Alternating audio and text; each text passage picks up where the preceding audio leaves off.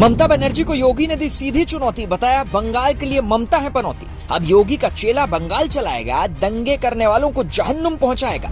योगी के आदेश से दिल्ली तक मच गया कोहराम, मौलानाओं के मुंह से भी निकला जय श्री राम। विपक्ष को अकेले हराने की योगी ने खाली कसम, हो गया खेल। मोदी ने आधी रात को क्यों किया योगी को फोन, अमित शाह ने क्यों बजाई योगी के लिए ताली, क्या बहुत बड़ा करने जा रहे हैं बुलडोजर बाबा। योगी आदित्यनाथ ने ममता सरकार की ऐसी पोल पट्टी खोली है कि दिल्ली तक सियासी हड़कंप मच गया।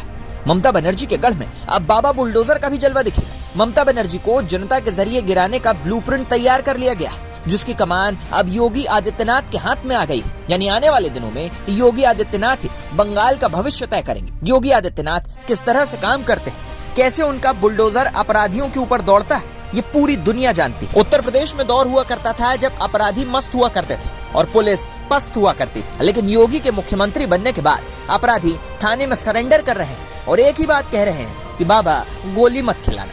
लेकिन बात जब वही पश्चिम बंगाल की होती है तो हालात बहुत ही ज्यादा खराब दिखाई पड़ते हैं।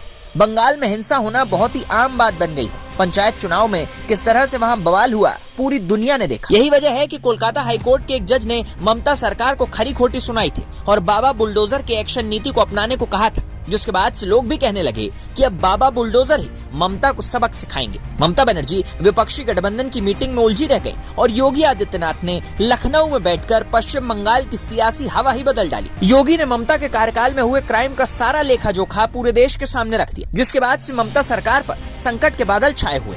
सियासी हवा भी रुख बदल रही है, क्योंकि करोड़ों हिंदुओं की ताकत अब योगी आदित्यनाथ के साथ है। आपको बता दें, ज्ञानवापी मसले पर योगी ने दो टूक जवाब दिया, जिसके बाद से सियासी तूफान समझ गए। योगी ने ज्ञानवापी के साथ साथ ममता सरकार में हो रहे क्राइम के सारे धागे खोल दिए और सबसे कमजोर नब्ज को दबा दिया। बाबा बुलडोजर ने पश्चिम बंगाल की मुख्यमंत्री ममता बनर्जी पर भी जोरदार निशाना साधा। उन्होंने कहा कि मैं पिछले 6.25 साल से यूपी का मुख्यमंत्री हूँ। 2017 से यूपी में कोई दंगा नहीं हुआ। देखिए तो कैसे चुनाव होते हैं।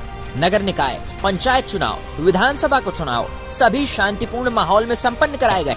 पश्चिम बंगाल में भी पंचायत के चुनाव हुए थे। क्या हाल हुआ था? वो लोग पश्चिम बंगाल में शांतिपूर्ण माहौल बनाना ही नहीं चाहते। सीएम योगी ने कहा कि देश में भी कुछ लोग सत्ता में आकर जबरन पूरी व्यवस्था को कैद कर लेना चाहते। पश्चिम बंगाल में जिस प्रकार की स्थिति हमें देखने को मिली है, वैसी स्थिति पैदा करने का प्रयास किया जा रहा है। सीएम योगी यही नहीं रुके, इसके आगे उन्होंने कहा कि कैसे वहां विरोधी दलों के कार्यकर्ताओं को मारा गया। ये चीजें आंखों को खोलने वाली है। इस मसले पर तो कोई बोलता तक नहीं। योगी के इस बयान ने ममता सरकार की नींद उड़ा कर। आपको यहाँ एक बात और बता दें कि योगी के कार्यकाल में किसी की दंगा करने की हिम्मत नहीं होती, क्योंकि सब जानते हैं कि योगी की बुलडोजर नीतियां क्या चीज है। लेकिन वहीं ममता सरकार में आए दिन दंगा फसाद होता रहता है और सत्ता की कुर्सी पर चिपक कर बैठी ममता कुछ नहीं कर पाती। हाल फिलहाल में कोलकाता के जज ने ममता सरकार को योगी से बुलडोजर लेने की टिप्पणी दी थी, जिसके बाद से ममता के चेहरे पर मायूसी छा गई। लेकिन अब जो योगी ने बयान दिया है, उससे ममता सरकार में हिंदुओं पर कैसे जुल्म ढाए जा रहे हैं, उसकी आवाज को योगी ने उठा दिया। लोग अब सोशल मीडिया पर यह दावा कर रहे हैं कि